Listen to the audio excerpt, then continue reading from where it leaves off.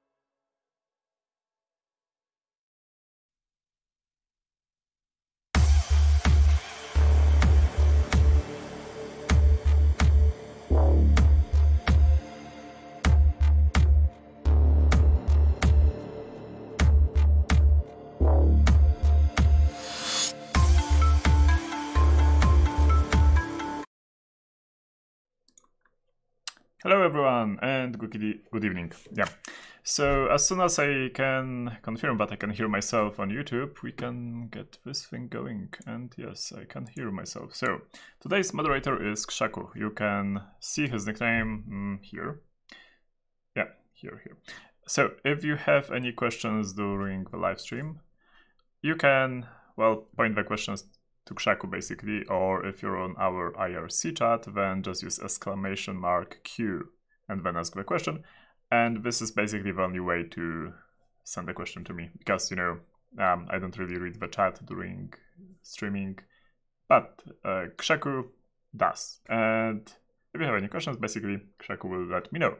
So be sure to ping KrzaQ on the chat if you have any questions. Perfect. Today's topic is going to be Efail. Efail is a vulnerability which was released, or actually I would call it, it's not a vulnerability, it's a series of vulnerabilities released a month ago right now, so it's not really a hot topic anymore. But yeah, it's not that old either. Therefore, well, I decided, well, I guess I asked if you would like me to talk about this, and you said yes, so therefore we have this live stream now. Cool. So before we get there, I guess the usual stuff, as in, let me switch to the desktop, and I also would require a browser.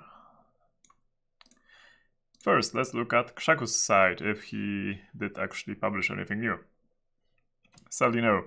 So if you're pinging KrzaQ about a question, also ping him about updating his blog, because it's a really awesome blog about C++ stuff, but it would require some more posts every now and then. Especially that, you know, like, yeah, like late May, it should have been already there. Still, this is KrzaQ's website, be sure to visit it. And apart from that, I guess we should look for Efail.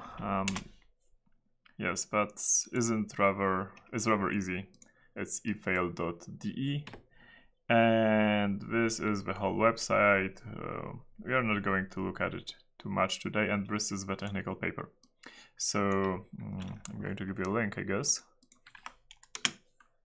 Here we go. Okay, and yeah, this is what we're going to talk about today. Before we get there, are there any questions? I guess we have a couple of minutes to answer questions to make sure everyone who was interested in this live stream is here. I guess before we get to questions, I'm wondering if I have any updates. I was basically traveling to some conferences in Poland. I was on WorkCon, or VarCon, however you say it. I was in Confidence in Krakow, and also on an event at KrzaQ on Google Developers Group meeting. So yeah, there were some really cool talks.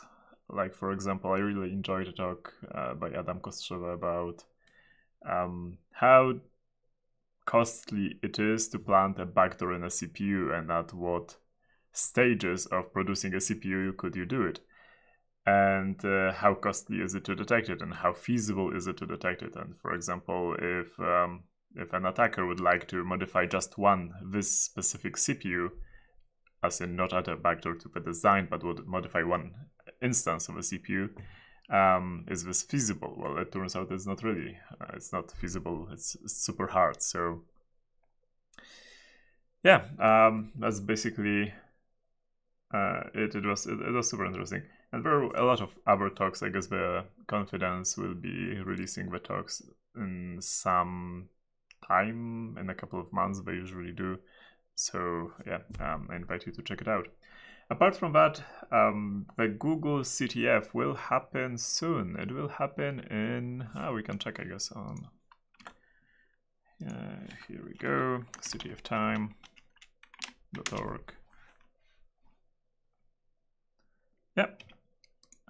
It will happen on June the 23rd, and that's in exactly 10 days. There are some, well, there are a couple of tasks from me, a couple of tasks from folks you might know from my live streams, and be sure to check it out. It should be fun. Yeah, I will be also there to provide support in case something is broken. And by the way, congratulations to my team, because, well, you know, I don't play a lot, but my team does, and they are back on first place in CTF time for this season, and the season's obviously ongoing, so this is subject to change, but it's always happy to see that we are doing well. Cool. Okay, questions then. So you should see the question here as soon as it pops up. Oh, there is no question. Why is there no question? I see a question, but it's not there. So that is not displaying.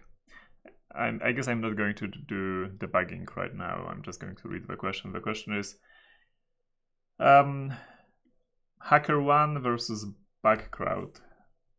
I guess it's a question for community from Foxtrot Charlie. So do you folks prefer to report bugs using HackerOne or using Bugcrowd, or maybe directly to a vendor if that is possible?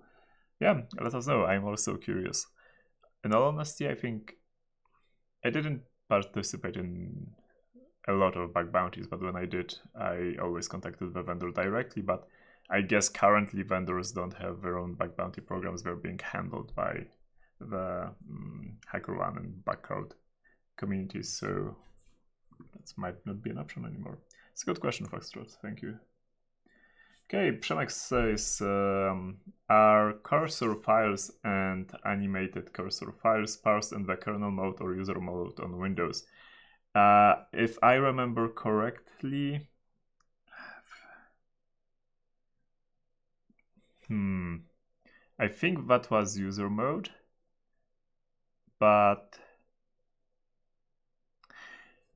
I'm trying to remember, because in Windows Vista there was a bug with animated cursors, and I did analyze that bug, and that bug was rather funny, because yeah, it was basically a buffer overflow on the stack, and the bug was funny because the compiler has thrown in stack cookies everywhere, but the overflow wasn't actually happening in an array, it was happening in a structure. And the compiler figured out that, hey, like, I don't need stack cookies if there are no arrays in this function, so the stack cookie was not there, so it was exploitable. And I'm trying to remember in which part of the system was that, and I'm failing really hard at this. I think it was being parsed on user mode. I think that's my answer, but I'm like 75% sure, so do check it out.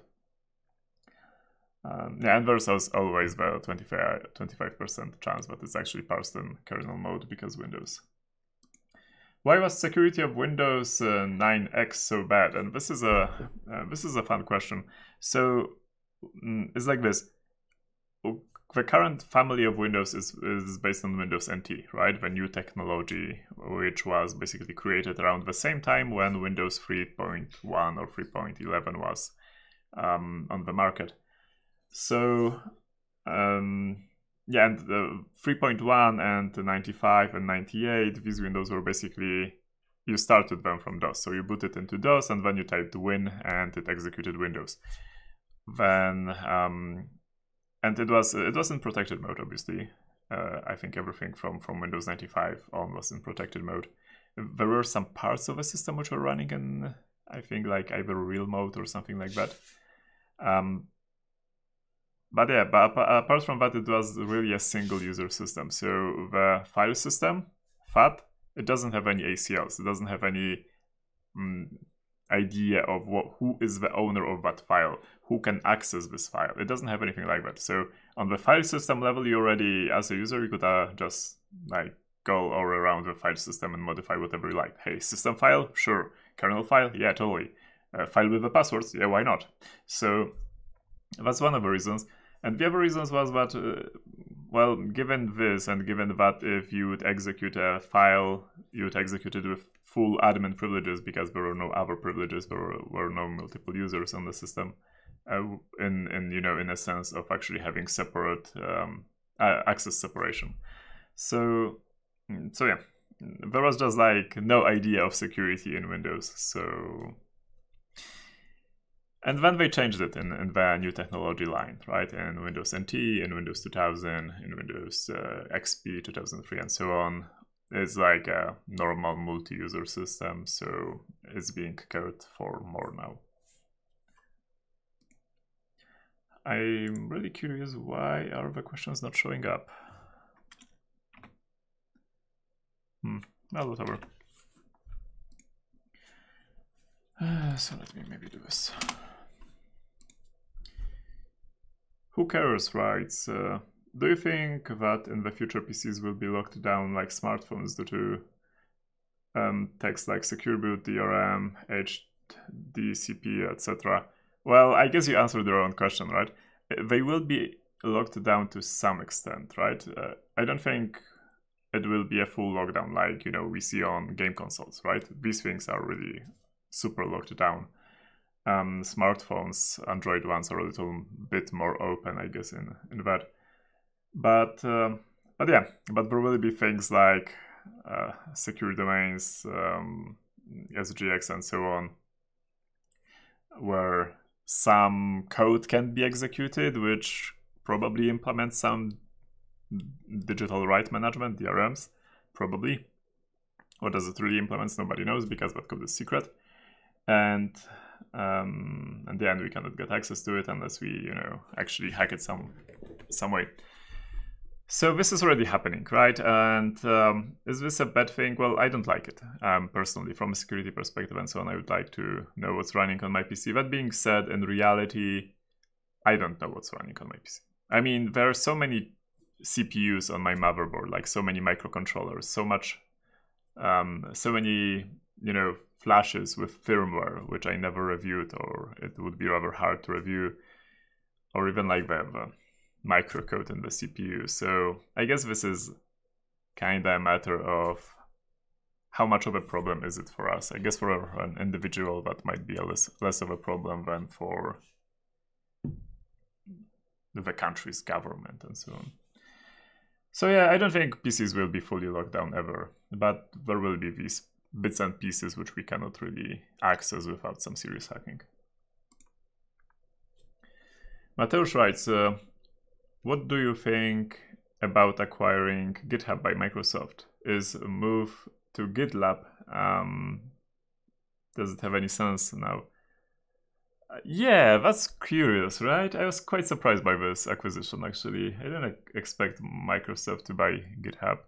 So, I'm basically having, a bag of popcorn and watching what's happening. I did not move my stuff to GitLab yet. I don't know if I'm going to move it.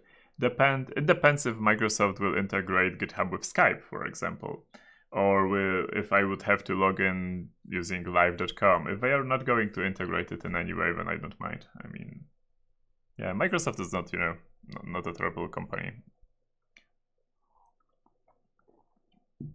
Well, yeah, it was good that GitLab was its own entity, but we'll see. I'm not panicking in this regard. That goes right. So what are some good resources to read about and practice binary exploitation? I know there is micro-corruption and protostar.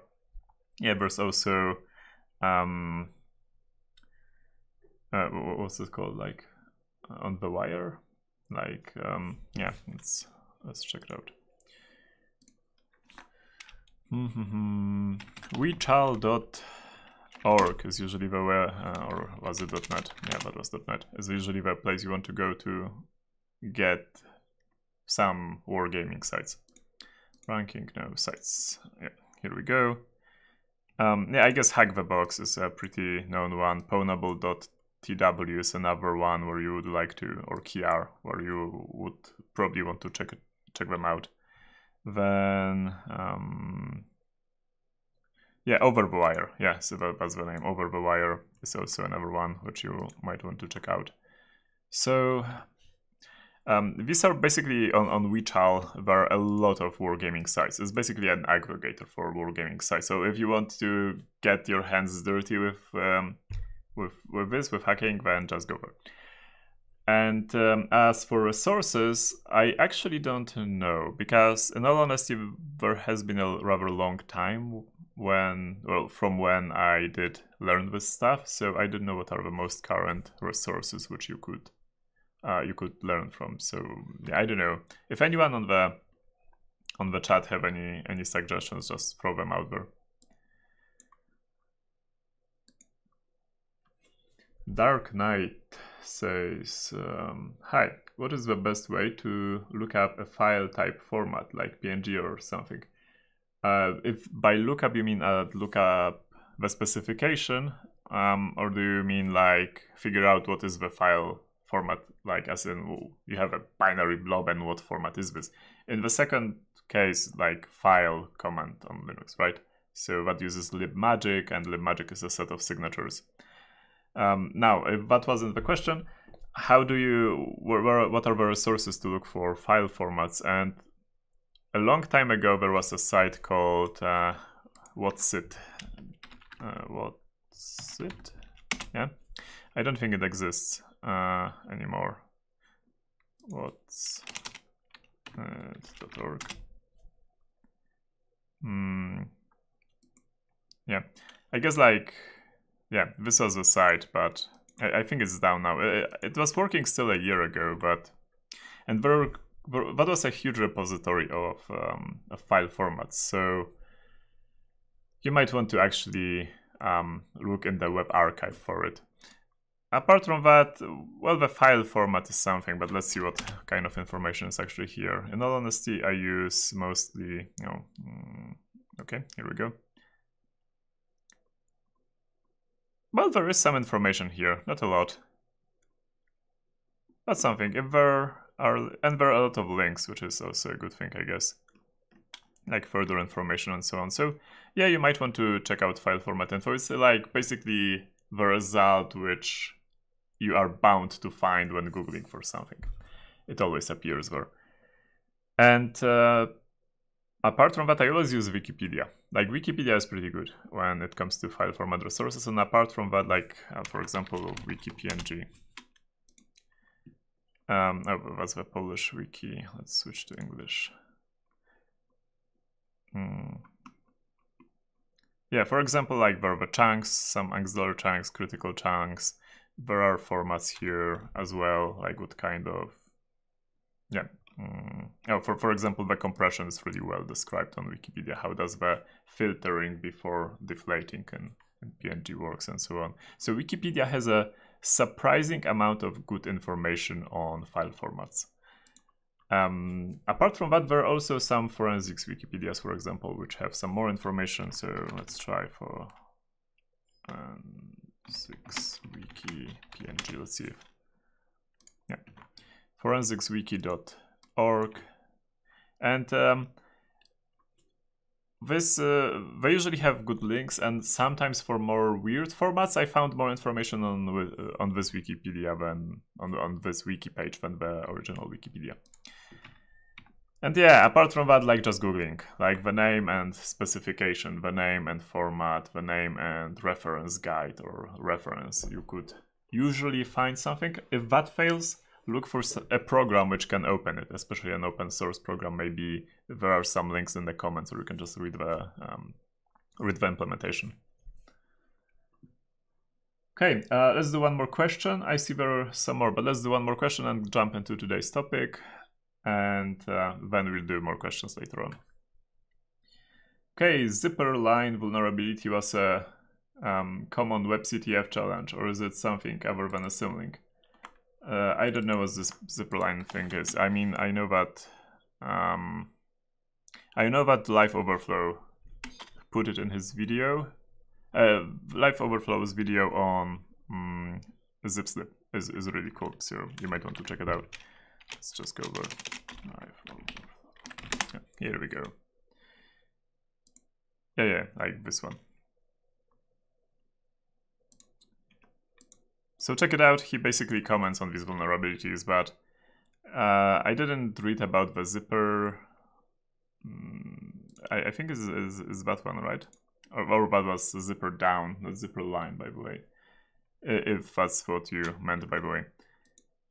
Yeah, but basically both vulnerabilities from what Live Overflow said were known, and I did read a lot about, well, some about zipslip, and I'm a little annoyed, in all honesty, that they added a logo and a marketing term to a known vulnerability class, like really known. I found like several issues of this vulnerability class back in, I don't know, 2008 or something, and I know that there was a FRAC article about path traversal and zip archives in 1991. So that was what, 27 years ago? Yeah. So why add a logo to it? Why add a name? That's rather a weird marketing decision. Apart from that, it's really great that they did a sweep of the zipslip folks, right? A sweep of libraries and said, yeah, this is kind of hard to use correctly, and then went through the software and said, yeah, this is a path traversal, this is a path traversal, this is good. The logo and the marketing stuff, come on.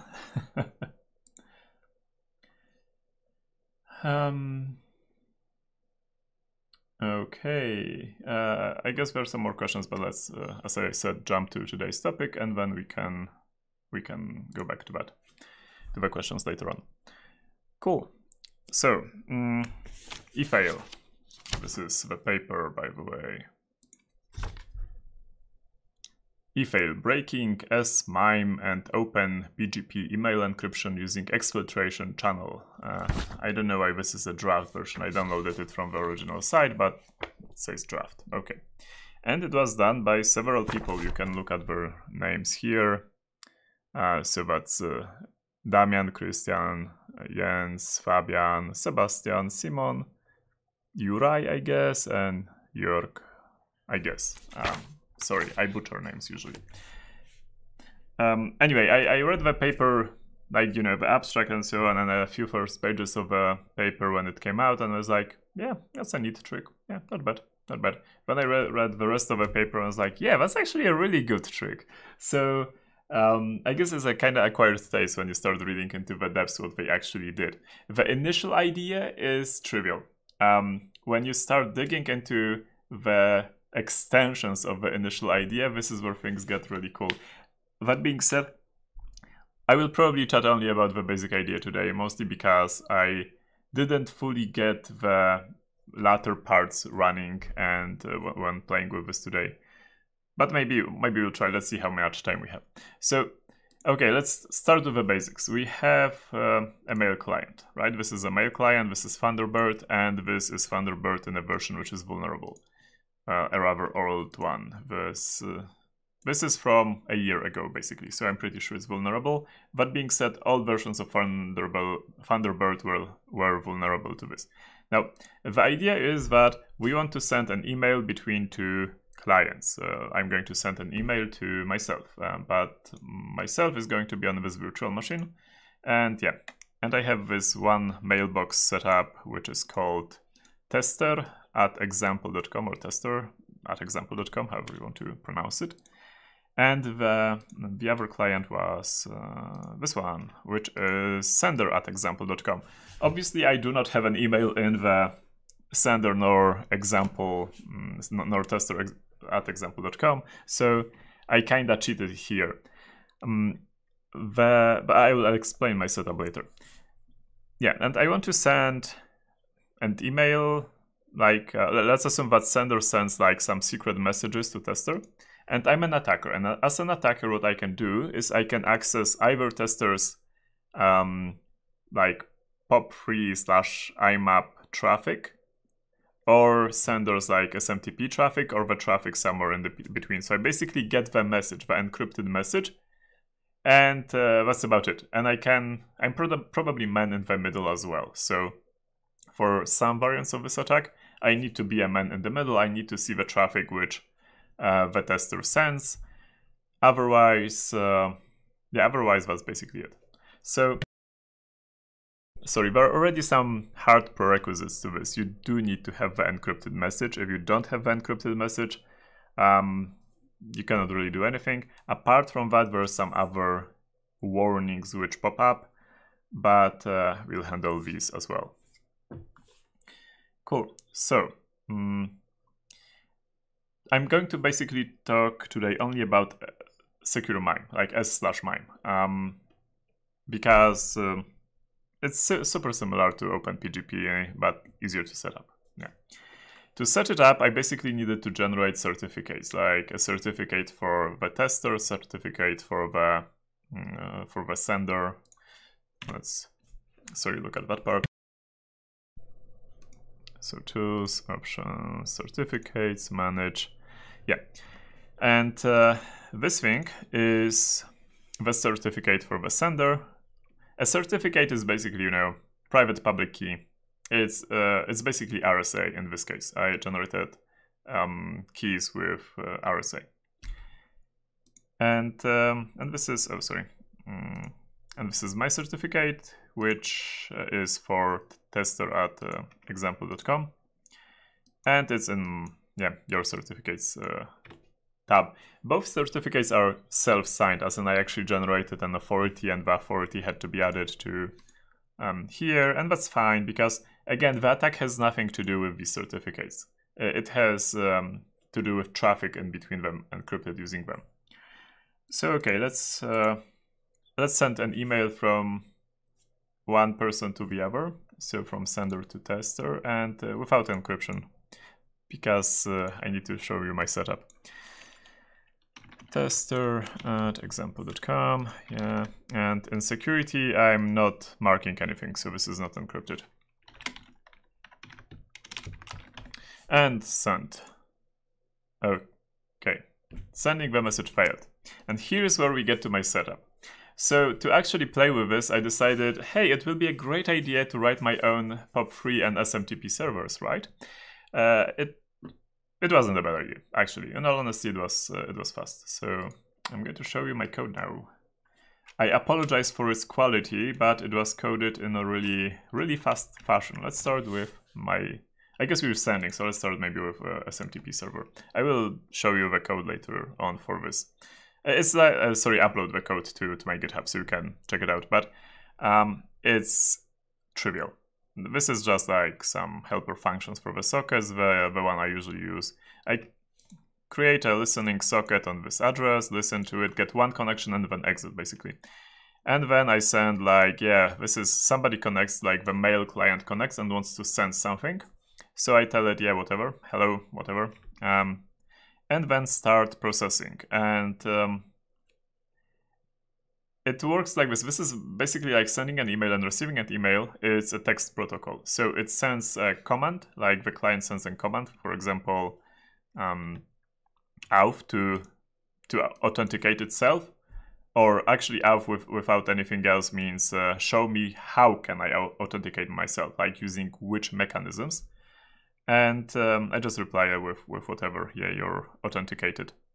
No, sorry, I'm mixing things up. In POP3, auth itself is send me the mechanisms. Here is actually I want to authenticate myself, and here would be the password and whatever, but I totally ignore it because I don't care in my server, right? I just say, yeah, totally, whatever, you're authenticated, well done. Now, yeah, it basically does like replies with what the client expects it to reply with, and it doesn't do totally anything else. So when the client goes to data to enter the actual message, well, I just read the message and I print it to the screen, and that's it. And then the client will say disconnect, and we disconnect. And that's enough for me, because what I actually need is I need to see the email. That's it. And I need to trick the mail client to, so the mail client actually thinks it has been sent. So let's fire it up and see if it works.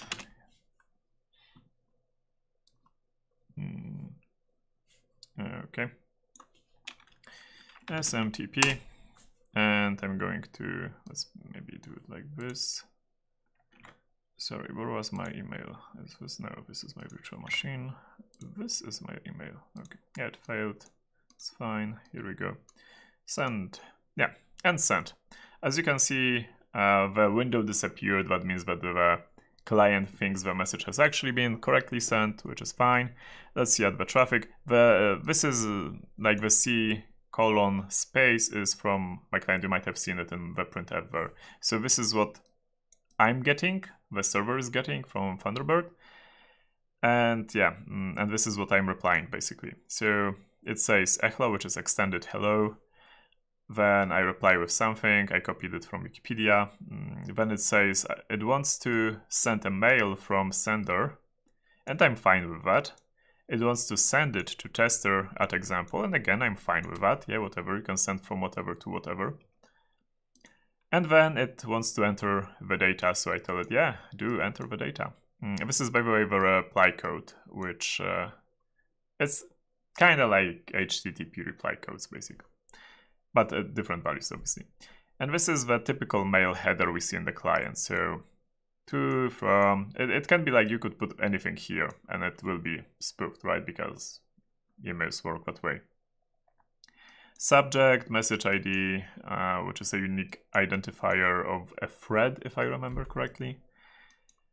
Date, user agent, so we know it's Thunderbird, MIME version. And then this is like, you probably know this stuff from, it's the same formatting as in HTTP. So content type, and it's plain text. There is no HTML here. There could be HTML in the mail, but there is no HTML here. We will get to HTML soon. And this is the actual content of the email, which you saw me typing, and a dot followed to, like in a separate line. And that's it. This is where I stopped receiving. I said, yeah, fine, thank you, message accepted. And it says quit. I said, bye, perfect. We got the message. So this is the message. I basically did it so I can see what the traffic looks like. Now, if I want to receive data, so let's assume we actually want to make sure that this got delivered. So I'm going to copy this, and I'm going to open my POP3 server, which looks exactly the same as in is ugly, really ugly. My apologies. So let's move it here. Yeah, it's like I bind to a different port this time. My reply with similar messages. This time there are no codes. There is either +OK or -R for error. And yeah, here's the auth thing. Like it asks for like how can I authenticate, and I say just send me the password base64 encoded. So it does, and I said yeah, fine, you're authenticated. And then the client will ask me, are there any messages? So let's add the message. Okay.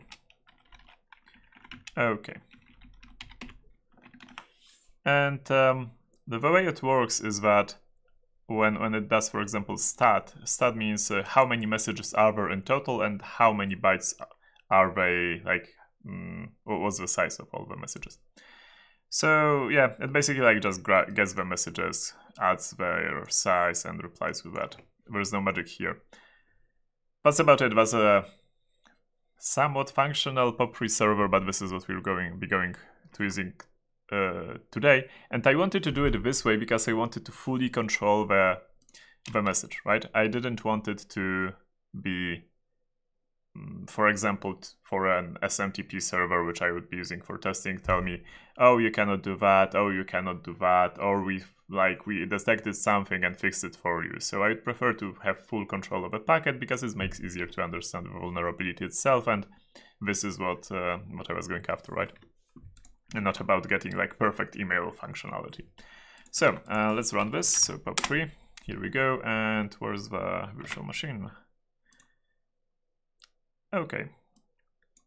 So let's maybe move the virtual machine a little.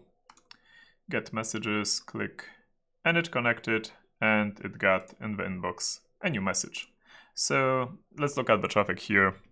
It asks me for capabilities. I say that, yeah, these are the capabilities, but I actually just end the list here. When it wants to authenticate using plain, I give it a plus. Yeah, go ahead, and it tells me the password is, this is usually base64 encoded, but I decoded it just for fun.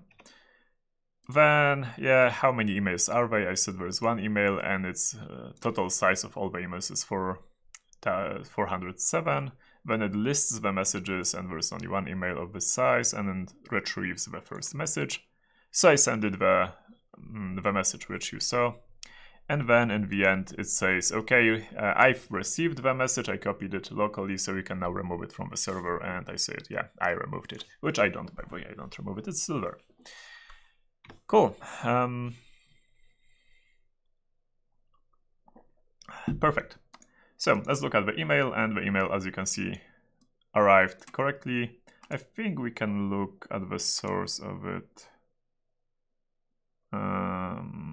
How do I have to double click it? And now, we did play with it today. Oh, maybe it's in more. Yeah, view source, here we go. Yeah, and this is basically what it received from, from the server with, like, it didn't receive this, right? I don't know how it got there, but as you can see, even the mail client kind of adds its own stuff to the headers, so thankfully that shouldn't be a problem for us. Okay. Cool. So, this was the version without encryption. Now let's do the encryption. And encryption but without signature, because as the folks in this paper explain, is that even if you send an encrypted message and then, well, also sign it, the attacker can just remove the signature, and if your client isn't set up in some really strict mode of disregarding all the messages which are not signed, which by the way is pretty unheard of, then the signature doesn't matter. Like nobody depends on the signatures, and they can be stripped anyway. Cool. So we are going to send an encrypted message, right? Perfect. To sorry, that was tester at. Okay. Now, on both sides, I have actually the certificates added. So if I click here, encrypt this message, and then view security info, it actually knows, like, gets the key of tester, so, you know, the public key, so it can encrypt the message using the public key of tester. And in addition to that, the message is also going, okay, I'm kind of simplifying here, but I will get to that. The message will also be encrypted using the sender's public key, so that, you know, the sender can also get access to the message after it's encrypted, right? Because it would be great if we could click on the outgoing emails and actually see what you have written. Cool. Now subject enc, like encrypted, and let's write ASDF here, or like some secret stuff. And send, but before we send, I need to SMTP, run the server, and send. Perfect. And this is the message. Now, the message is somewhat similar. Well, you can obviously see that there is a lot of base64 encoded stuff here. We'll get to it in a second. then I guess the most interesting part here is the content type change to application PKCS7 MIME. Now, I don't know what you know about MIME, but we'll get to it in a second. MIME is it's basically a way of having multiple files or multiple data streams be sent through one data stream. So it basically like separates data streams, and it's a way to do it. And it's also a way to, you know, specify the name for each of the data stream and specify the type of each of the streams. So, and by the way, so like Internet Explorer even supported it using HTTP. So you could have a file which was called mHTML, which was MIME HTML, MIME encoded and HTML, and it was treated like an archive. So you could specify like which file from this archive you could display. And there was a series of some really funny exercises where you could send a file which was MIME encoded, and then due to basically actually have some HTML code there in that file, and that would bypass maybe some checkings on the server side. Obviously, if you allow users to upload a file, you should never host it on the same domain as you have cookies. So that's, well, basics of file hosting, I would say. Cool. So let's start by delivering this message. So I'm going to copy this again. Here we go. Okay, and I'm going to exchange this with a message. Here we go.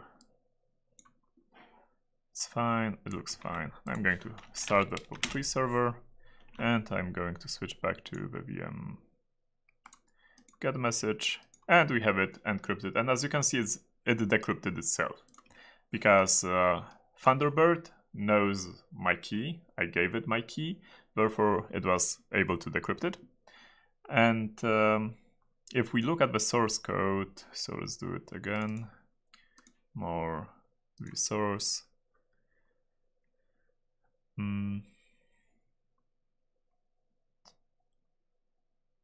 Yeah, is the encrypted version, as you can see, still. Cool. Oh, KrzaQ says that Ange says that he sent some POCs, and if I saw them, no, I didn't. So yeah, we should chat about it then. Okay, so now let's look a little closer on this message. I'm going to, this is not required for the attack, by the way, what I'm going to show you now, but just so we are on the same page with what's actually being stored here. So I'm going to copy paste it. Now here's the funny part. If I copy this part, and for reasons I'm actually going to do it, maybe no, or maybe, yeah, let's do it here. Okay, this is my web server on my real PC. So I copied the message, right, and I'm going to create a file which is called, I don't know, asdf.b64. And I'm going to paste the message here. No, I don't want any version of Sublime right now. And it turns out that this file is actually, the MIME format is actually supported, for example, by Total Commander, and I can easily extract it using file, decode, and to where, yeah, here. And this is the decoded file, the file which is binary, which, well, not fully binary, but we'll get to that in a second, and which actually has this name, right? So the MIME format is supported also by like 7-zip and some other stuff. Let's, I don't think I have 7-zip here actually. What happens if I press enter? I guess it goes here. So I'm going to copy this. And I'm going to copy this to our directory. Yeah, here we go. Okay, let me launch a Linux directory as MIME. Okay, perfect. So if we do file on it, let's see what happens. It says data. This isn't true. The file is actually encoded in a PKCS7. Well, we saw that, right? But that's actually something called ASN.1, and ASN.1 is a serialization format. It's like, let's call it similar to well, it's actually a binary serialization format. I'm not sure what it's similar to, but it's like almost a typical serialization format, but it's almost always used in cryptography for certificates, for keys, and so on. So there's a tool called dump ASN1, and we can just run this tool, and we get a nice dump of stuff, which is inside this message. Or we can not use the tool and use actually a website. Yep, the website is called lapo.it/asn1js, and it's a JavaScript decoder which basically takes this form and displays it in a HTML form, and also highlights in the file where is what. So if we look here, what we can find here is actually going through the top. Let's assume from the top. I'm not fully sure, but let's double check. Let's open our certificates. I think that's information about which public key was used. So tools, options. This is the recipient. So my certificate is XYZ software security, whatever. Yeah, XYZ whatever. Okay. So this is organization name internet widgets UI. So this is not it. This is the senders. Yeah, this is the senders.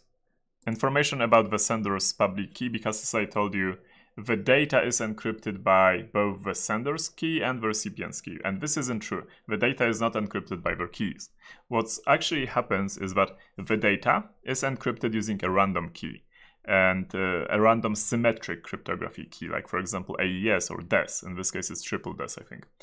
And that key itself is being encrypted using public key cryptography. So using RSA in this case. Because, well, you don't really encrypt data using RSA. You encrypt usually a key, and the key is for an algorithm which is, symmetric. So, because it's way faster, RSA is like super slow in comparison to AES or any other symmetric crypto. So yeah, we have a key which is encrypted first using. Yeah, this is probably the encrypted, probably, and this is a keyword. I'm not super sure about it because I wasn't able to decrypt it manually. I tried like for an hour, but I wasn't able to do it. So I think this is the key, the session key, the key which the data was encrypted with, encrypted using the public key of the sender. Then if we scroll down, we have information about yeah, whatever. So this is the recipient's, the session key encrypted using the recipient's key. So this is it.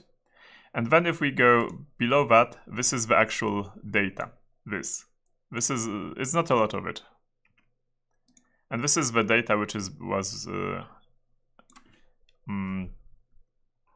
I guess encrypted using DES, as you can see here. It's actually triple DES and CBC mode. This CBC is one of the reasons why this paper is super interesting, because they actually found a way to abuse it in a cool way. We might get to that later on.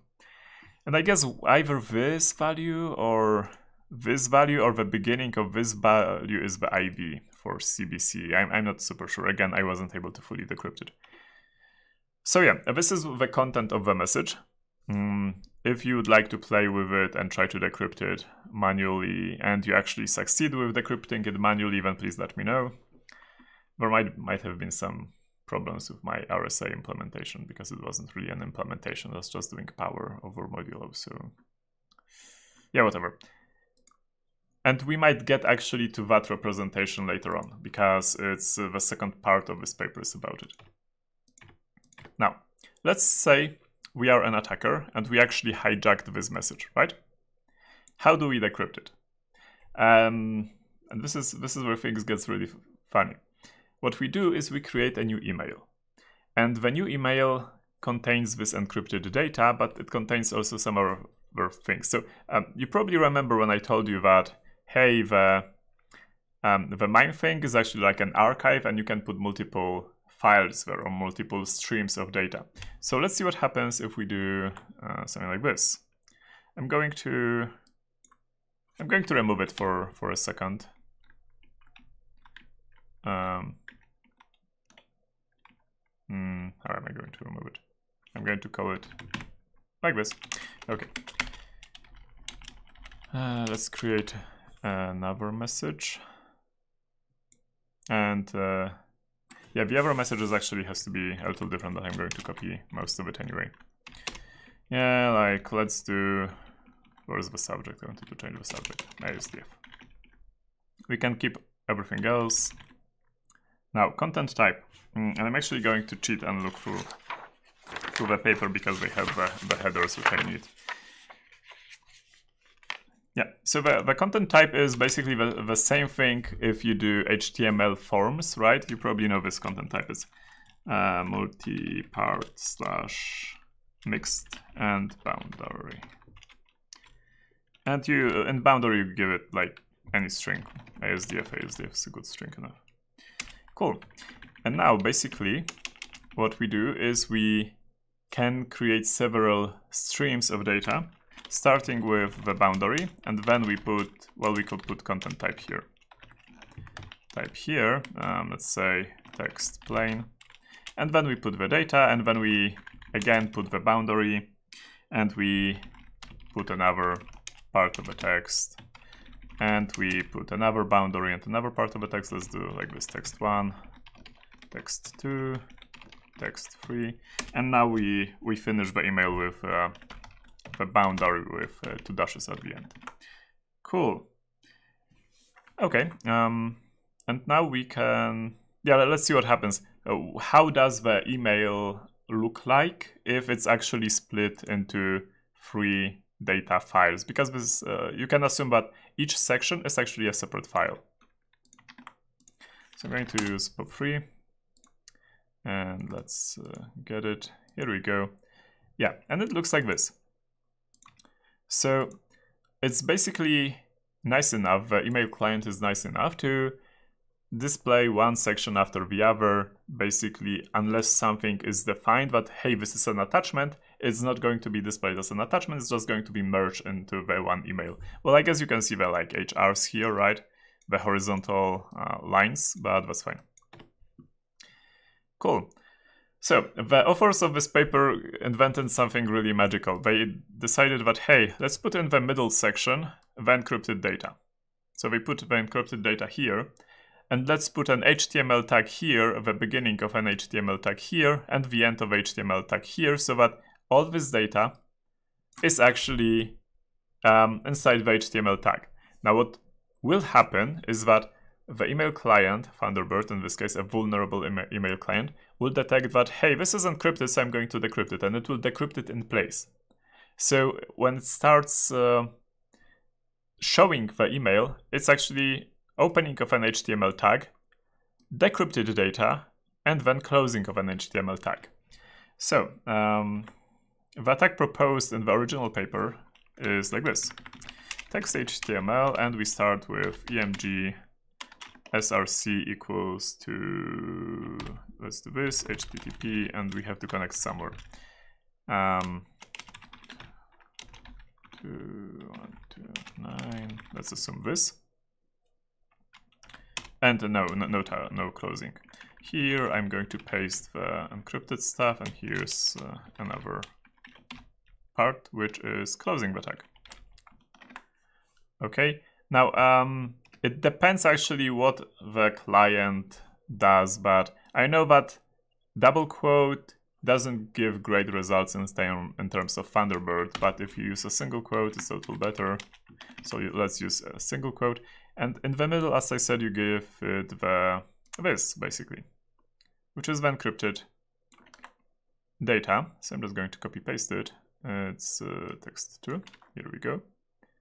Now I need to fix the headers, I guess. So the name is not really needed. Yeah, I can leave this. This is needed. Content disposition attachment. I don't want it to be an attachment. So let's move it, and the description is not needed. So let's just leave this. And I'm going to change the name. Let's run the server again. Let's get the message. The message is received. I'm not clicking it yet. And now I'm going to run an netcat server on this port. So that's -p1234. By this port, I mean the port which I specified. Did I specify the port? Yeah, the port which I specified here. Cool. Now I'm clicking on it. And yeah, let's see what we have here. Oh, we actually got a request. Let's copy the request. It's URL encoded and it's quite long, right? But let's just copy this and find a website which can decode it. There's a website which does everything nowadays. URL decode. Ah, perfect. Decode. And what do we have here? We have secret stuff.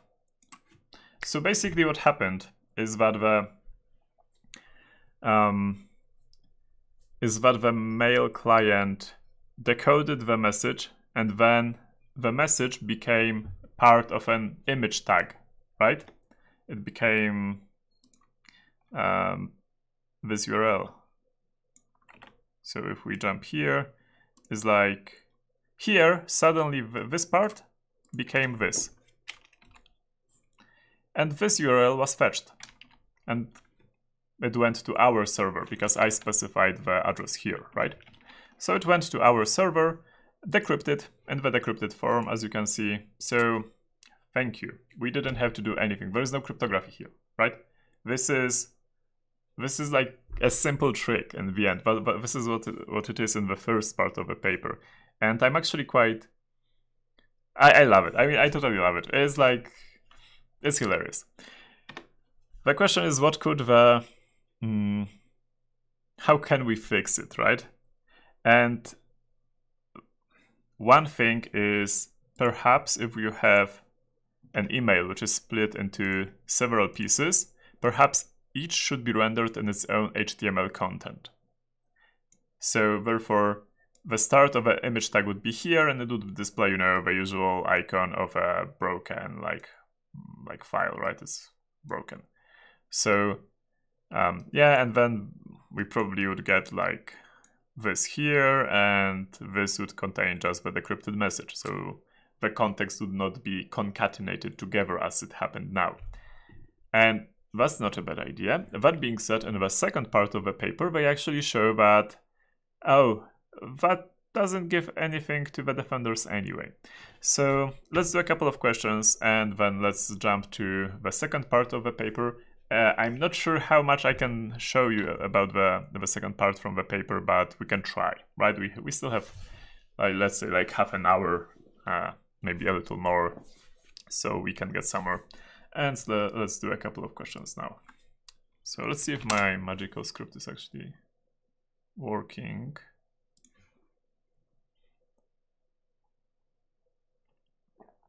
No. I wonder what happened. Okay, so I'm going to read the questions. Dohan writes, do you apply responsible disclosure model for your own company? Oh, I don't have my own company yet. If I would have my own company, then I'm not a huge fan of the responsible disclosure model, because responsible disclosure is like, you know, vendor coordinated disclosure, right? That means that you basically allow the vendor to have as much time as they please to fix the vulnerability. What I prefer is what Project Zero does, right? The Project Zero guys say like, yeah, you have 90 days. And that makes a lot of sense, because it puts pressure on whoever is on the receiving end to actually fix the vulnerability in a sensible time. And on the other hand, it limits the time the attackers have to like have a research collision and discover this vulnerability, or if they already know about this vulnerability, to use it. So yeah, I prefer that model, in all honesty. If I would have my company, I would love to have all the vulnerabilities fixed in my company in 90 days, but yeah. Let's see what the future brings, right? It's easier said than done, especially in complex systems. What are these site cookies you said about?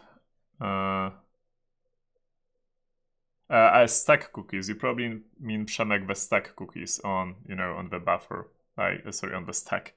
The idea is that I'm pretty sure there was a live stream about it.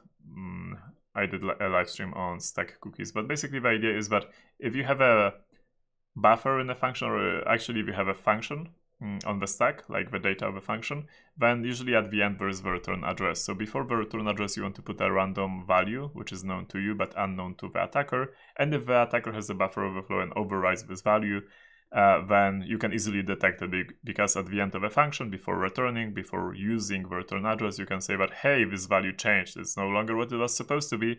So yeah, like just crash the program at that point, because you know that the state is corrupted, you should not continue. These are basically stack cookies.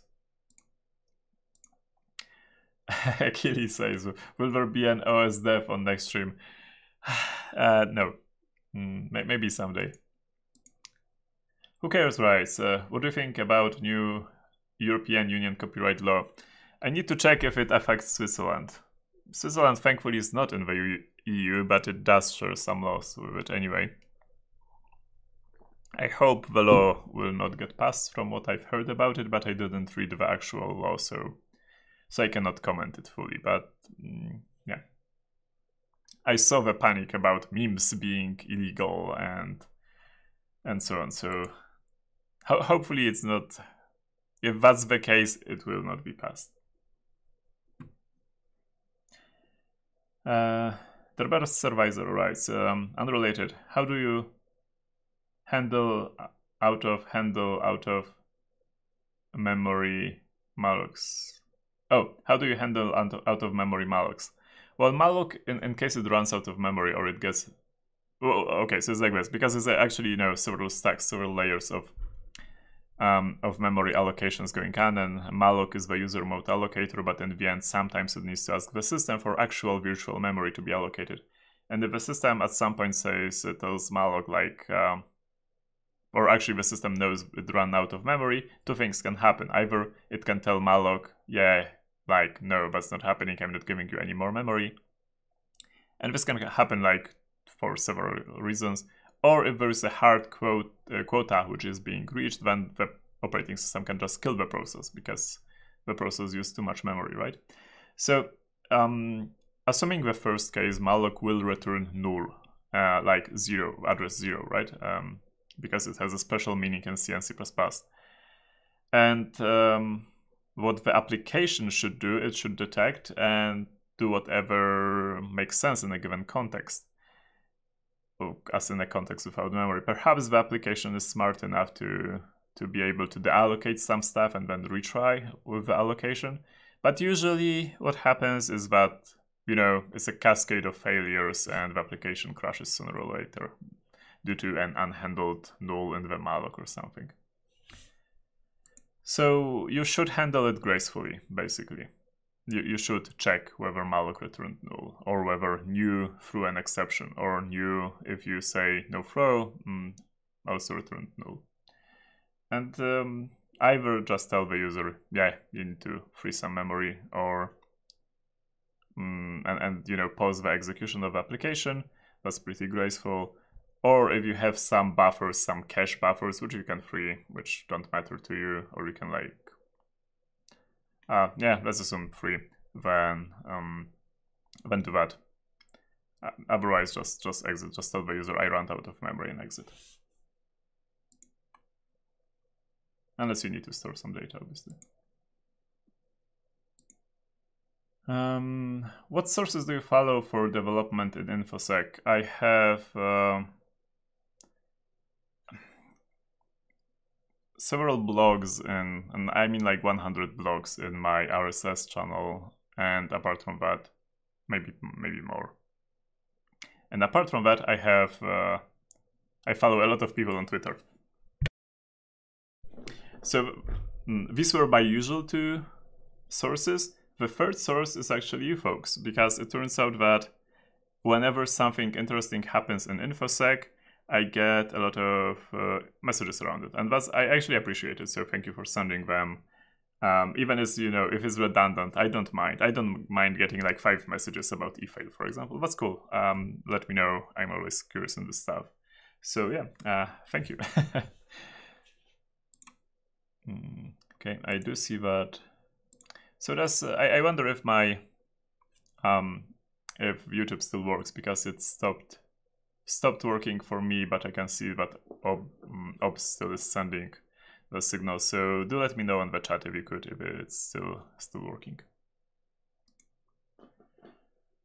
You could use a dictionary instead of all of those ifs. Yeah, I agree. I could, like in the code here.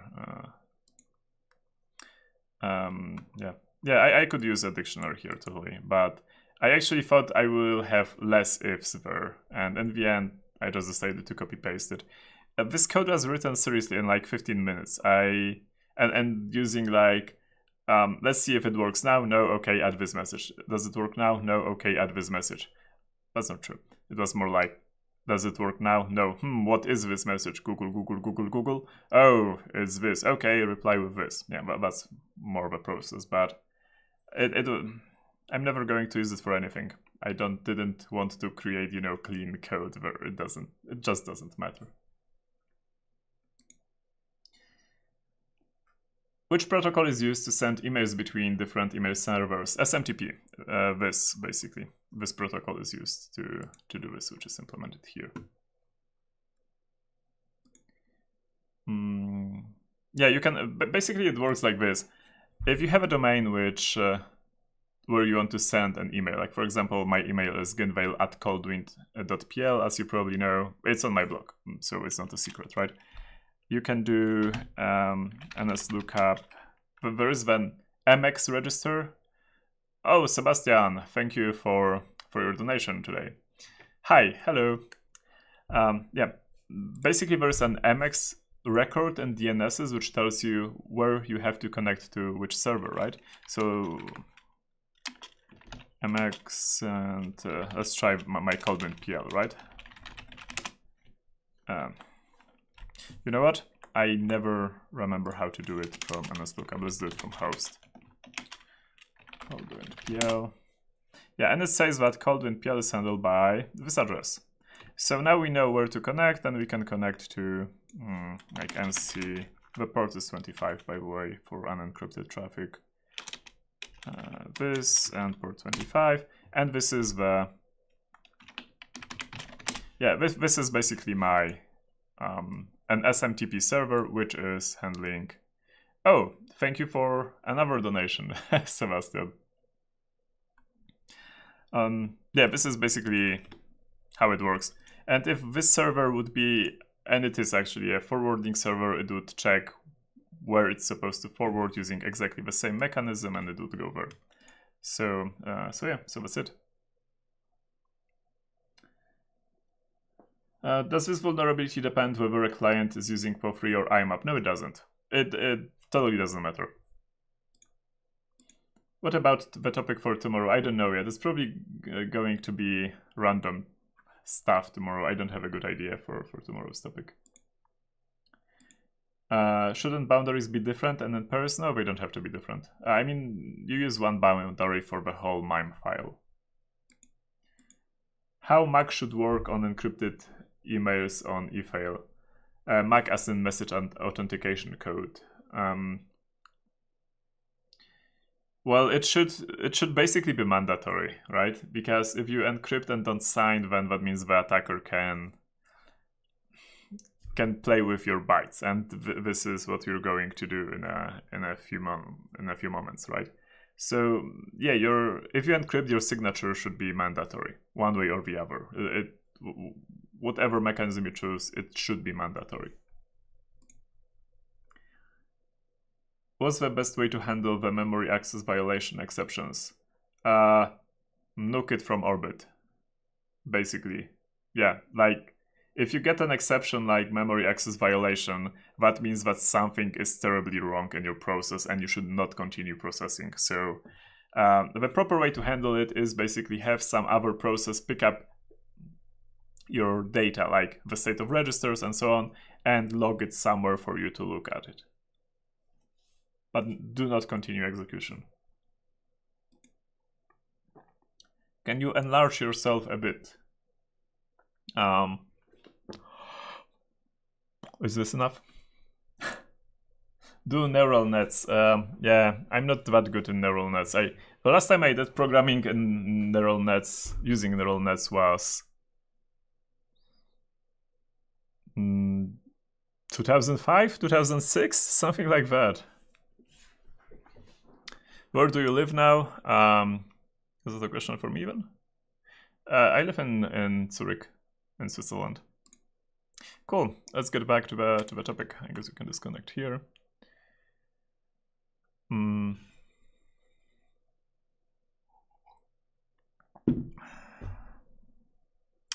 So, what happens if we have encrypted data, but we cannot actually use this trick? Because, for example, where's the trick?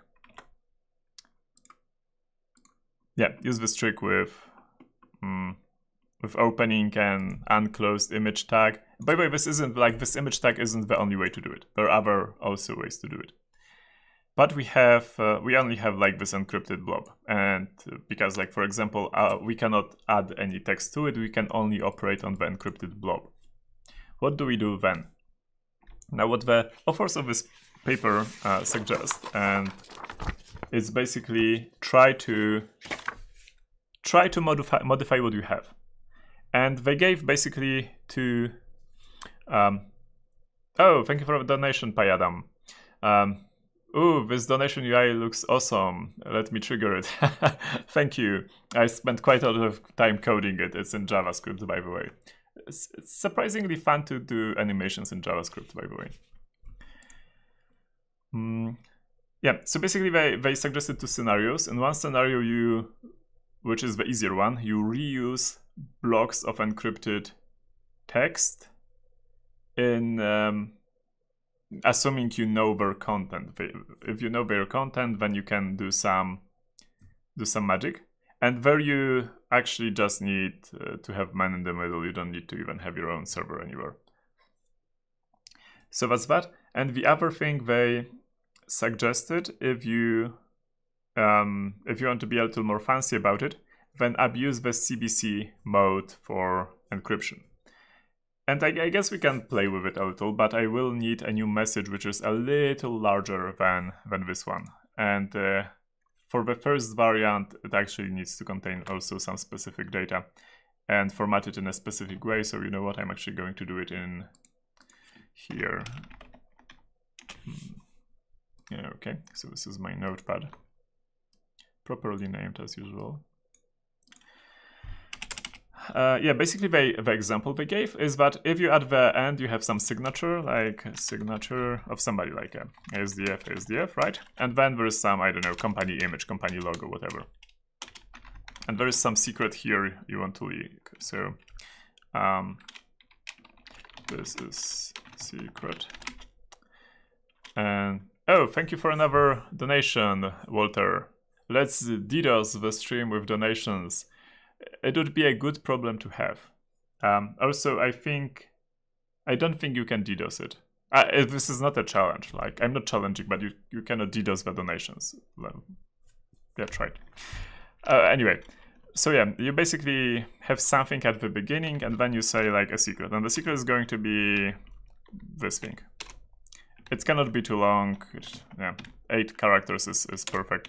It doesn't really matter because you can leak it like set by set. Now, what's the size of this? Because this also matters. 16 characters. This is perfect because I need.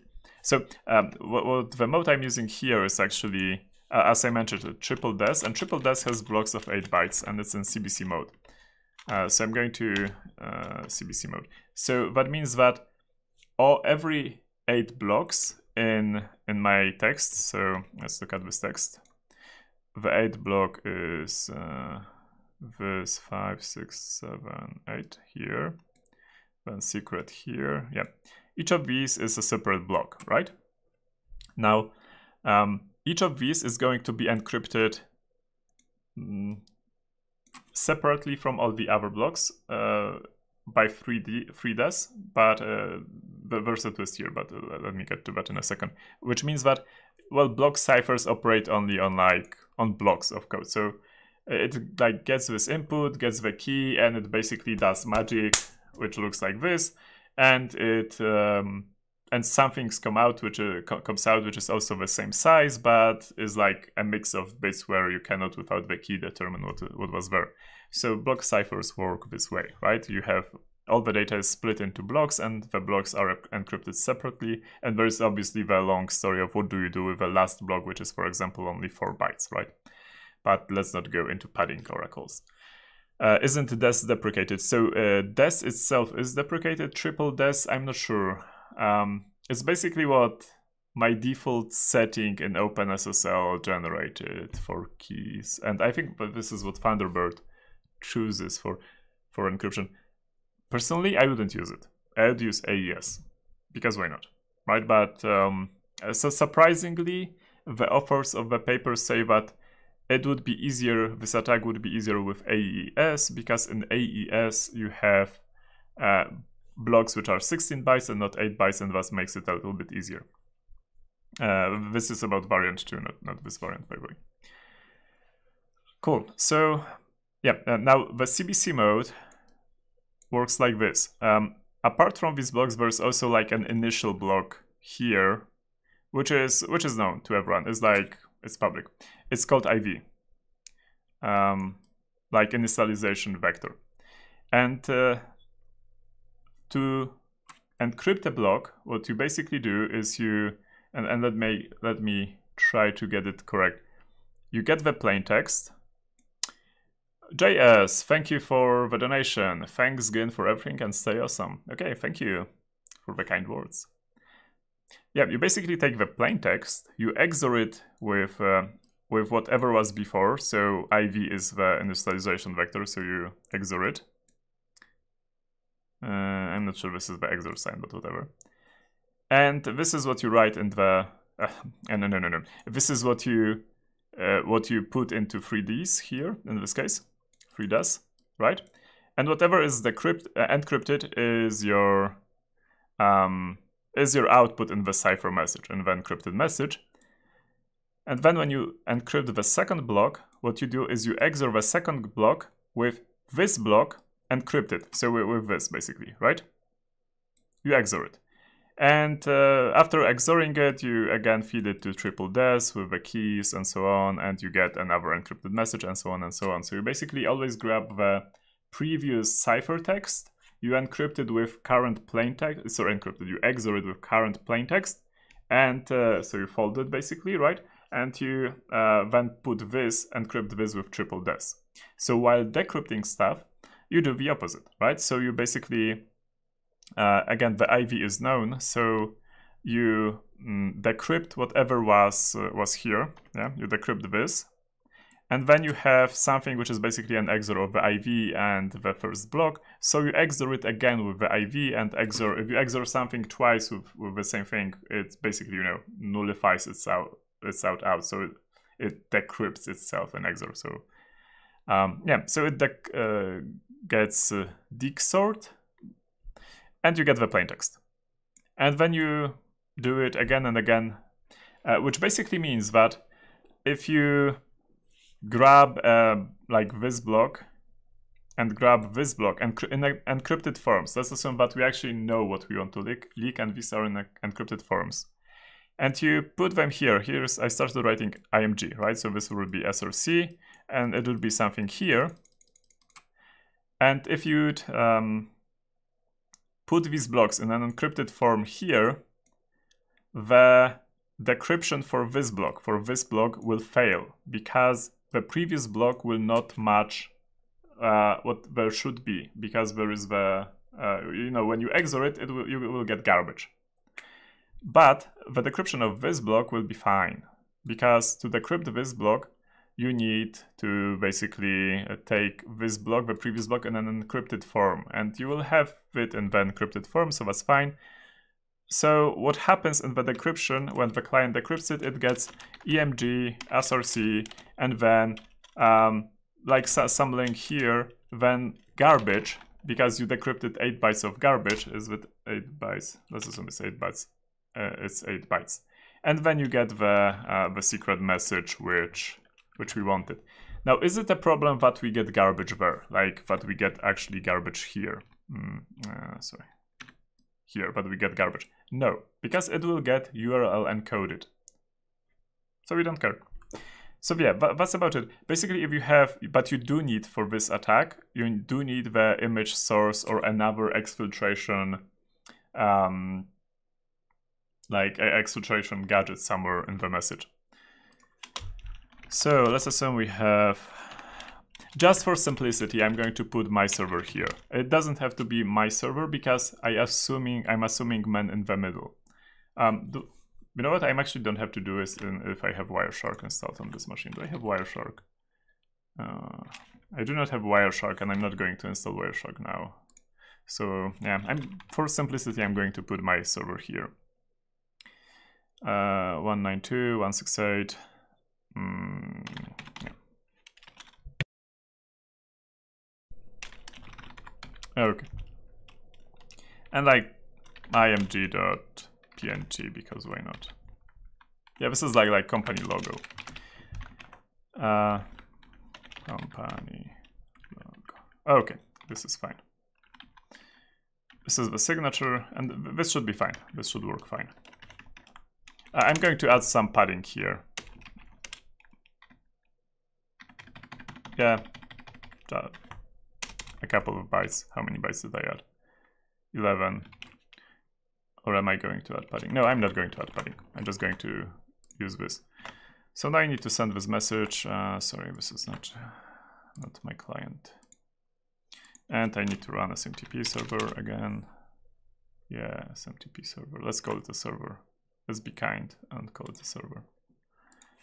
Tester example 2. I'm again pasting this as plain text. This is not HTML. This will not get executed on the client.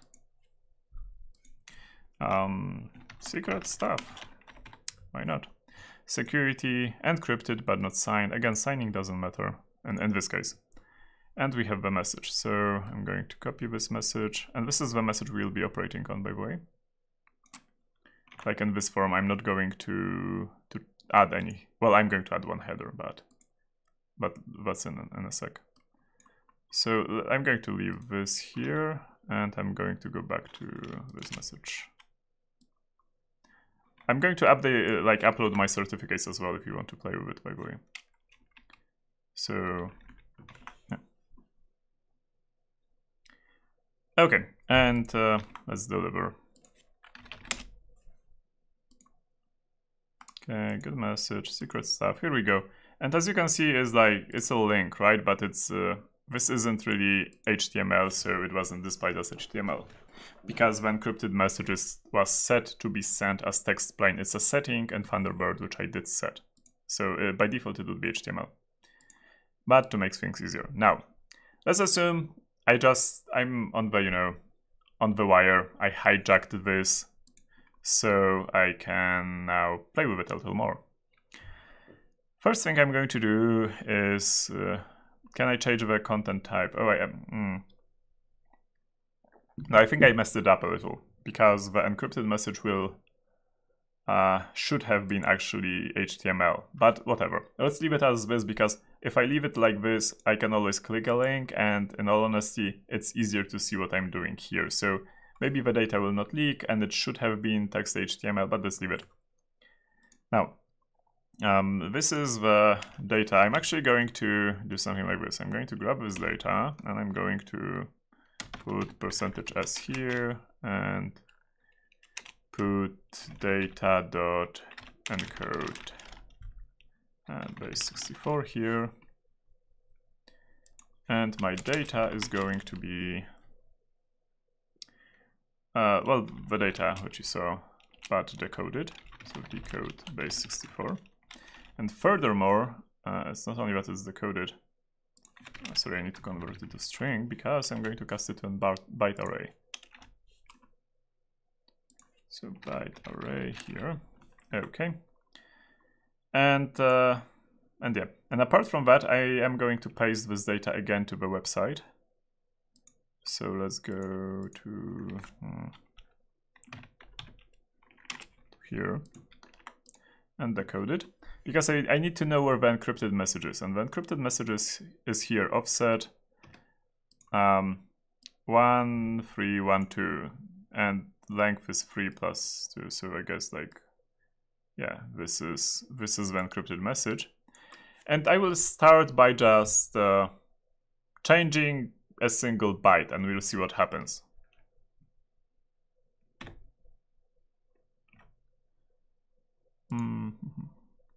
So, okay. Oh, sorry, I didn't note the offset. 1312. Is it? Yeah, I think it's decimal. I'm not sure it's decimal, but I think it's decimal. So, data of 1312. And the length was this plus 3. Okay. So this is the actual data, and now let me put the offset. I will change one of the bytes which is near the end, so let me wind by this, and I'm going to change it to, I'm going to XOR it with 66, because why not? It will actually corrupt the whole block. It won't corrupt only one byte, it will corrupt the whole block during decoding, but that's fine. Pop 3, okay. Let's grab it. Okay, and yeah, as you can see, already something got destroyed, right? Now I want to basically get the corruption to be somewhere around here, because this is what I will be changing. Or maybe around here. Yeah, let's see what happens. Basically next block, so I'm going to add 8. So 24, and yeah. Messages. Here we go. Yeah, plus 8. It's better, but I would do plus 8 anyway. 16. No. This, perfect. Okay. So the link works again, but I corrupted something here. And yeah, I guess it might have been a little longer, but that doesn't really matter. And now what I'm going to do is I'm going to copy these blocks as soon as I find them, actually, and put them here. So they get still decrypted, correctly decrypted, but yeah. Anyway, I'm not sure, should this be like, maybe 20 will still corrupt the same block. Com is still fine. I want to find the beginning of a block. Yeah, not a blog. No, this is the previous block. I'm doing this action if you're wondering what I'm doing. So 22. Yeah, as you see, like, if you don't know exactly what message to send, the person on the other side of the email client has to be really cooperative. I went in the wrong direction, should have been 18.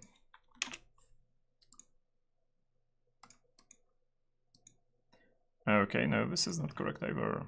So 17. I think maybe the 16 which I've written there was already on the beginning of the block.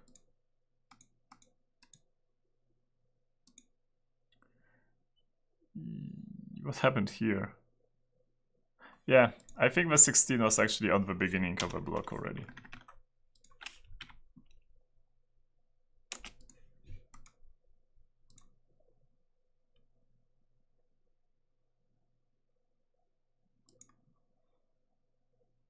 Okay. Yeah, this should be it. So I'm going to note it, and now I'm going to corrupt this block because I need to find it, right? So give or take is 64. No, 56. I'm just like guessing. I have no idea how much is it. No, it's way larger. 80.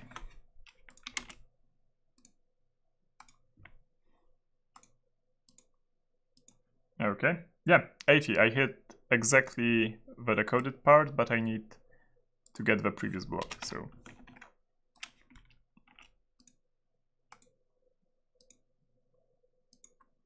Okay, that's perfect, because this is, well, it's, because this is not visible here, right? But there actually, before this message, there are still headers, like, yeah, this is basically the part of it, but not all of it.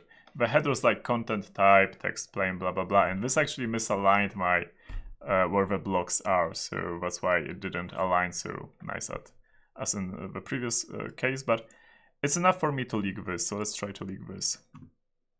Therefore, I'm going to insert here a block from here, so let's call it BST, and SRC is going to be this. Okay, and I'm going to copy starting from 2 DST plus 16 bytes. I'm going to copy 16 bytes there, and this is why I really like Python. Okay, yeah, I'm just going to copy the block from one place to the other. Let's see what happens. Okay, yeah, and what happens is, well, this kind of got corrupted, but you basically can see what might happen here if we do it correctly. I guess we can change this block a little so it actually doesn't break the line, so let's do it. This means that data, yeah, like just here I'm going to XOR it with whatever until I hit a proper value. Yeah, well, this isn't the proper value.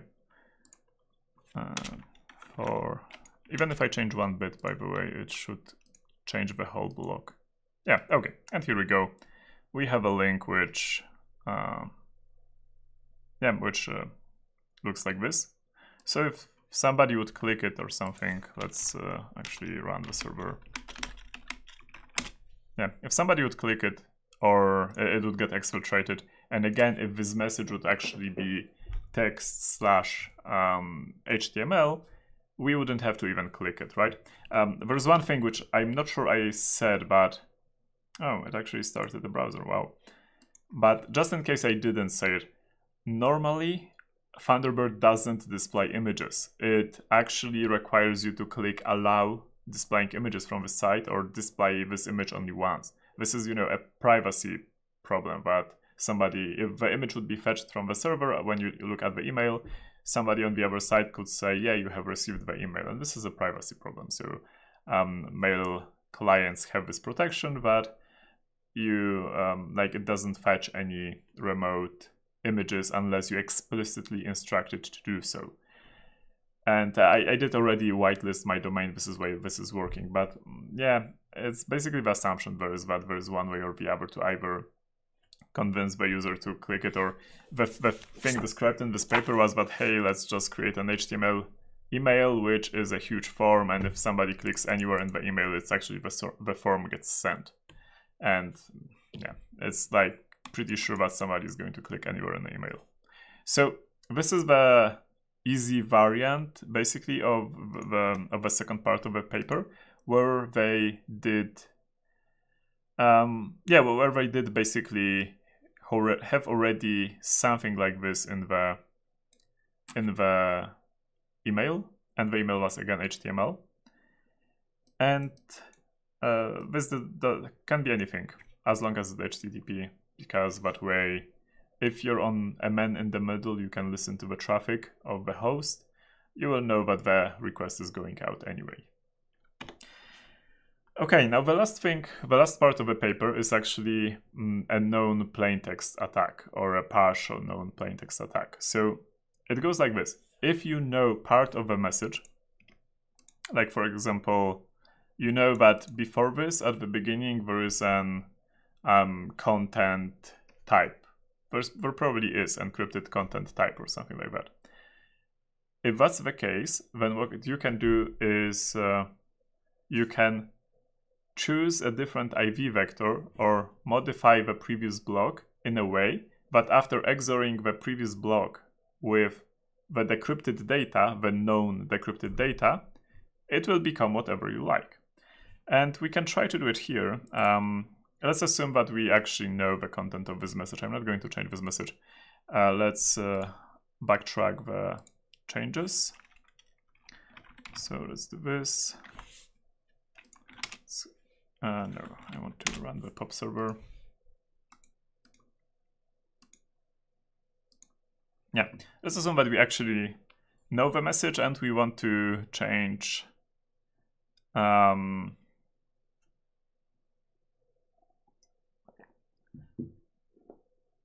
change something in the message to whatever we want to do. And basically, this is the same attack, but was in one of my missions. I don't remember if it was in on my Polish missions or in my English missions, but there was a mission which basically you had to do exactly the same thing.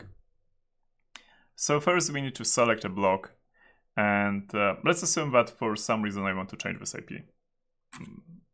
just to show you that it's possible to change it to anything.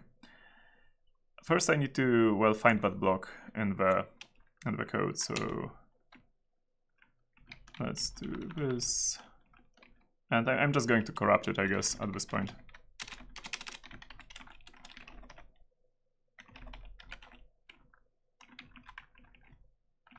DST 24.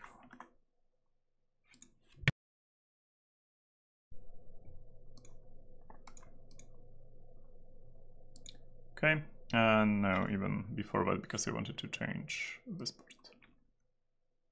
So, yeah, this part is corrupted, which means I should go, yeah, if I go 8, I will grab just this.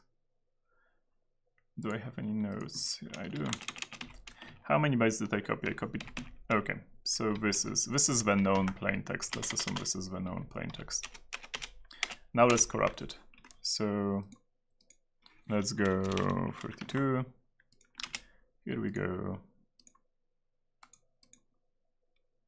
Okay, yeah, and it's corrupted as exactly the part which I thought it will be. So now, given that we know what is, yeah, we know what's there, we can, and because we know this is there, and we know because for some reason we know. For example, the same reason that we know at the beginning there will be a content type, right? We know it will be there. We can decrypt the message which we create, and we can see what's the structure of the message. Or if the email would be an HTML, then probably Thunderbird would put some tags in the beginning, and this is the known plaintext which we can guess. Or if a person always has a signature at the end, then that signature is probably also going to be at the end. So this is where you get the known plaintext from. It's partial known plaintext, obviously.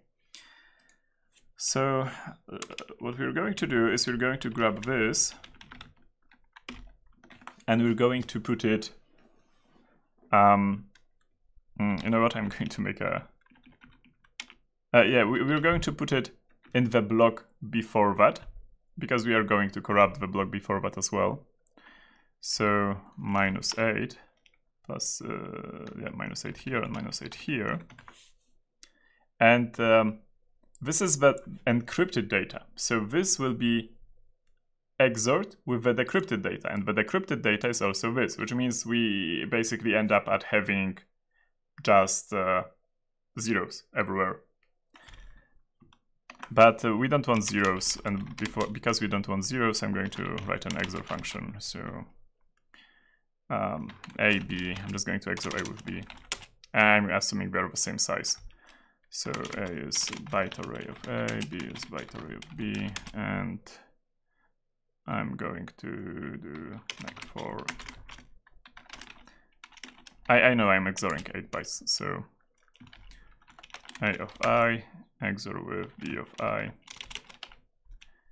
and return, yeah, I can even copy this, I guess, just in case, so, oh, it should be a new object anyway. Okay, and what I want to do is I want to basically XOR this with whatever I want to get here, and let's assume I want to get Efail here, because why not?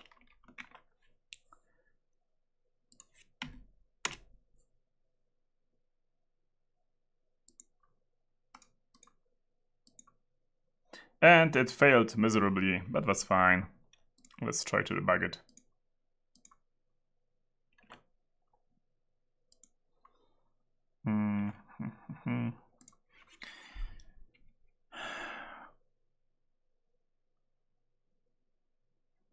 Okay, so we put an XOR of this. Let me make sure that I get the theory correct, right? So I know that at the plain text in a given, I don't know the first block at all. So I don't know this block, and then I know it's going to be this. Okay. Now I replace the and I know that at decryption, this encrypted block, let's mark the decrypted block as here. Yeah, this is the encrypted data. Okay, so the encrypted data is going to be XORed, so this is going to be XORed with whatever is the output of the decrypted data. So this is some output, and it's going to be XORed. And this is going to be the result, right? So, okay, so that means I probably need to okay, I think I got the one thing wrong here, because if no, it should be fine. What I've got here is actually the previous block, probably the previous block which was there, because I should also XOR with that. So this is the original block, and I should XOR with this, and also I should XOR this with an original block, because it needs to be XORed, and now it should be fine. Okay, let's try it. Yeah, and it works. So as you can see, without really knowing some part of the encrypted message, I can actually influence whatever is going to be put here, because that's the downside of using the CBC mode or like or some other modes in block encryptions without actually doing a signature check. So what the authors in the paper propose is that they propose using this to inject for example, an HTML tag, which would exfiltrate the data. So you have only one block, and you modify only parts of a message, of an encrypted message, right?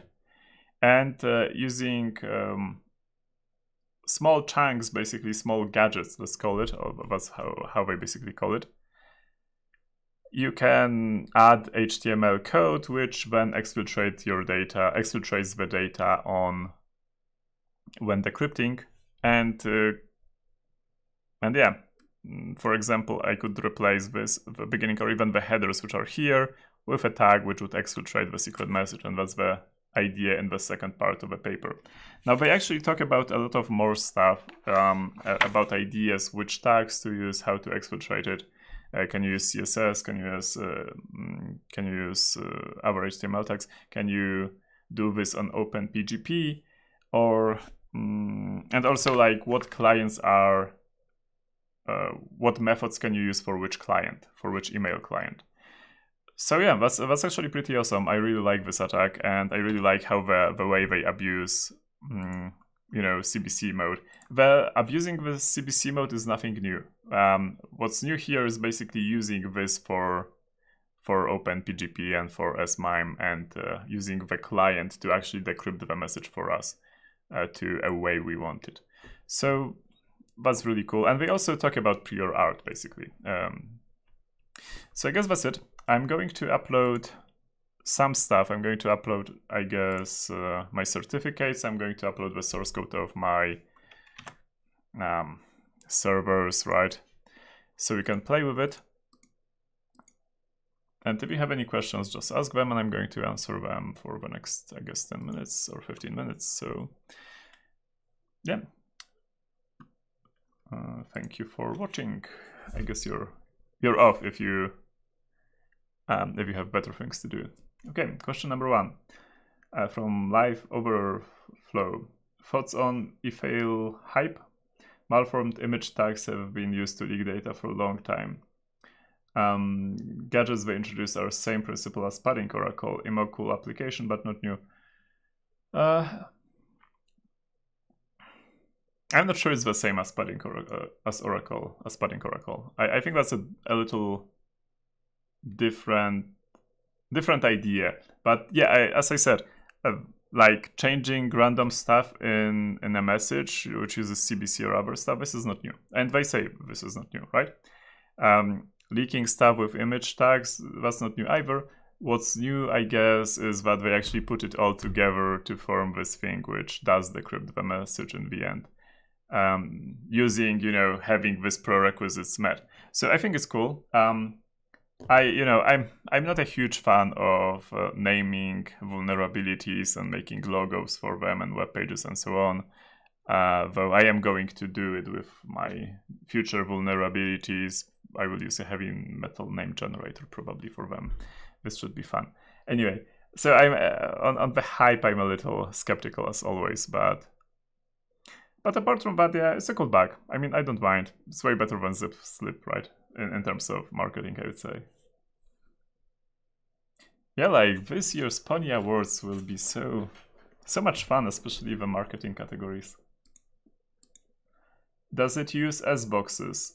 Like this? I think I don't remember. But it's a long time ago when I looked at this. A really long time ago.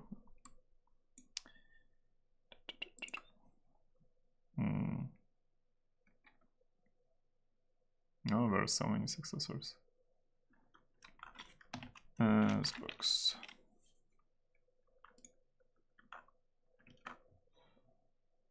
Ah, substitutions boxes, right.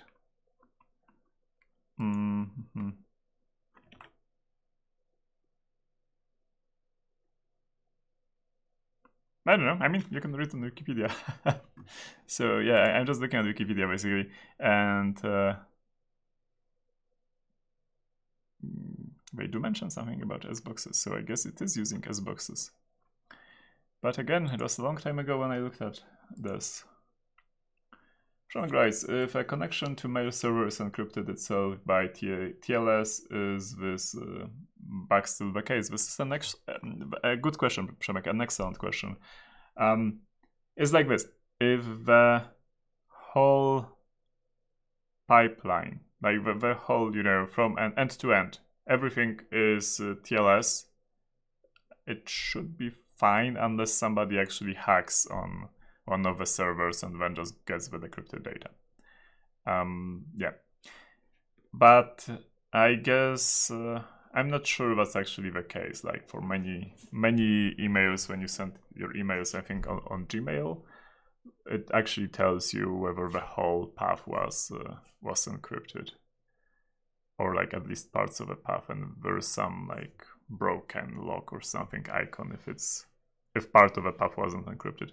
So yeah, I think you're right, but if you cannot get the traffic, you cannot get the encrypted message due to any reason, then this attack doesn't work. If you can guarantee that on the whole path you have TLS and all the mail servers in the middle aren't like fully secure, then that should be fine. If you can't, then yeah, as usual. Yeah, this attack has quite a lot of prerequisites. DST -8 and DST +16, 24 bytes. I did have the -8 on the other side as well. Yeah, it's like -8 and -8. And -8 and -8. So yeah, gosh, I don't think that that's a problem. I think that I actually got it correct. Broken Spell writes, I want to start learning cybersecurity since I will go to go in an IT school. Cool. What should I learn before looking at my videos? Yeah, it's a good question, Broken Spell, actually, and it depends on which part of cybersecurity you are interested in, because cybersecurity is a huge thing. There's, you know, forensics, there's defense/detection part, there is low-level security, reverse engineering, there is cryptography, and like all the mixes of the stuff. So the question is here, what exactly are you interested in? If you're interested in, for example, reverse engineering, I do have a blog post on my blog about that. And I also have a blog post about looking for vulnerabilities for like backhand on my blog, so do check them out. They're like links to everywhere on the internet, basically there, so that's why I'm recommending that. Apart from that, it's a good question. So yeah, I don't have any good answer for it, basically. yeah, it's like boils down to what you are really interested in. If it's not a secret, what is your role in Google CTF challenges, or are you going to play? No, like Googlers are disallowed from playing for obvious reasons, right? So I'm not playing. I'm going to, yeah, I'm going to be basically there as support. I did create some challenges. That's hardly a secret, and it's quite obvious, especially that I did it already a year ago. Yeah, I guess that's all I can say. I haven't seen you drink any tea in a long time. Really, I'm drinking it right now. Look, I have even a cup with my logo on it. Yeah. It's from the Polish conference I co-organize.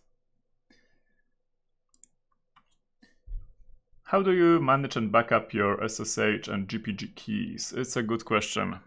I don't have a good answer for it. Yeah.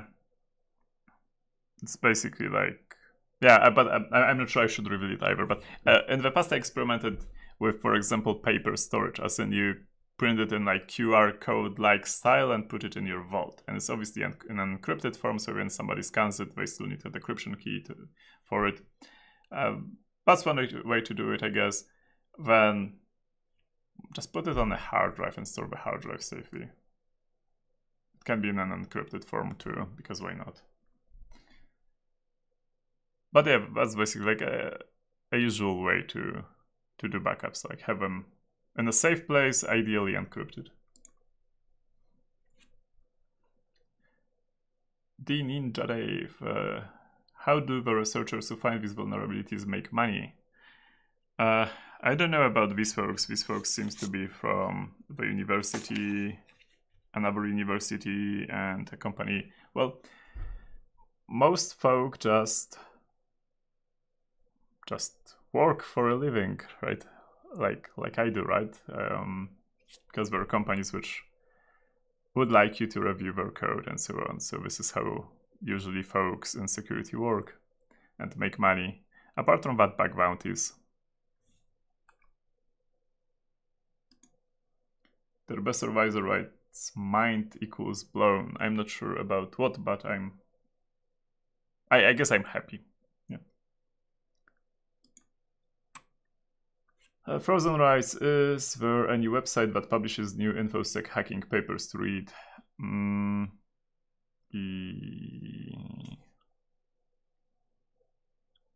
There was one, but I don't think it's updated anymore. It was called like Security Docs or something like that. Sec Docs. Let's try it. Sec Docs. Okay, so it's Security Docs. Oh, yeah, security. That's exactly how you write security. Yeah. Yeah, this was it. Or was it?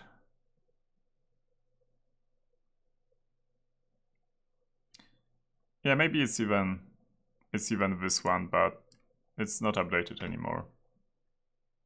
I remember a website which was rather dark in the theme, right? Like black, basically black colors for the background and like some grays and reds, but I don't know if that was it.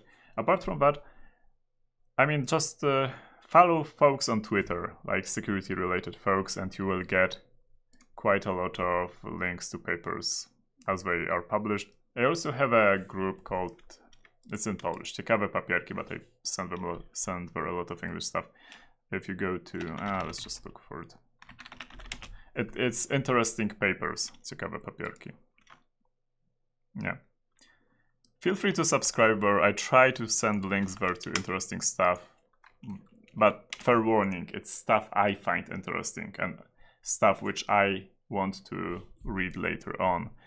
But yeah, usually like a lot of paper. Oh, by the way, thanks to Foxtrot Charlie for also contributing to this list. I'm pretty sure that stuff like Efail and so on was also on this, was also here. Let's see. Oh, Efail wasn't. Okay. But a lot of other stuff is, so you can subscribe. It's like there are a lot of people there.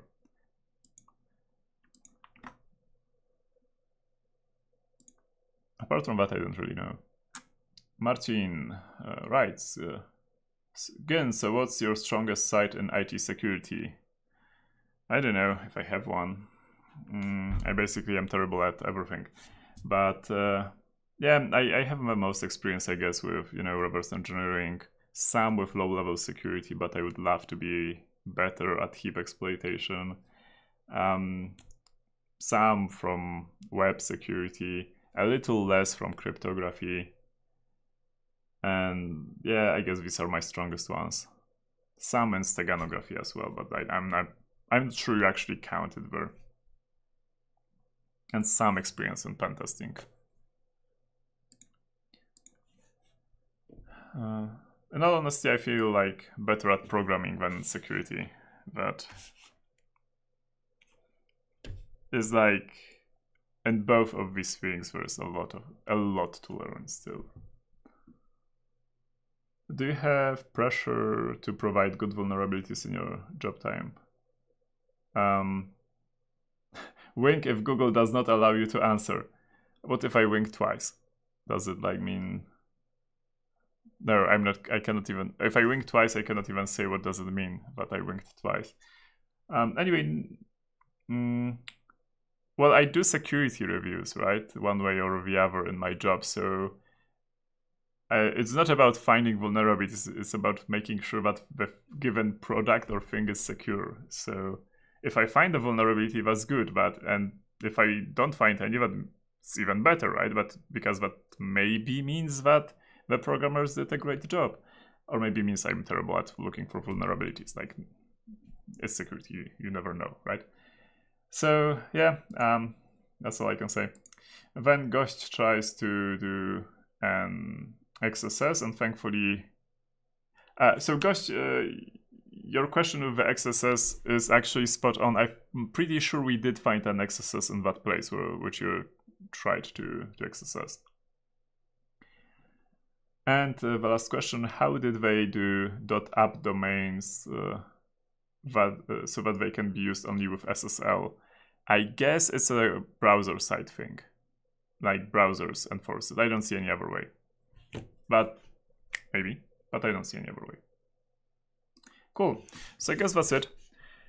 Thank you for coming today.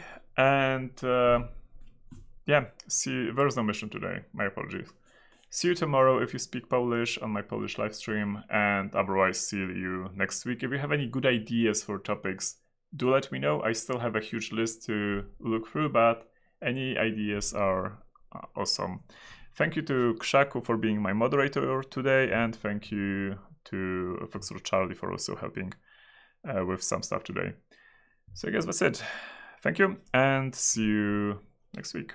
Happy hacking, and have a great evening. I'm going to leave you with some music as usual.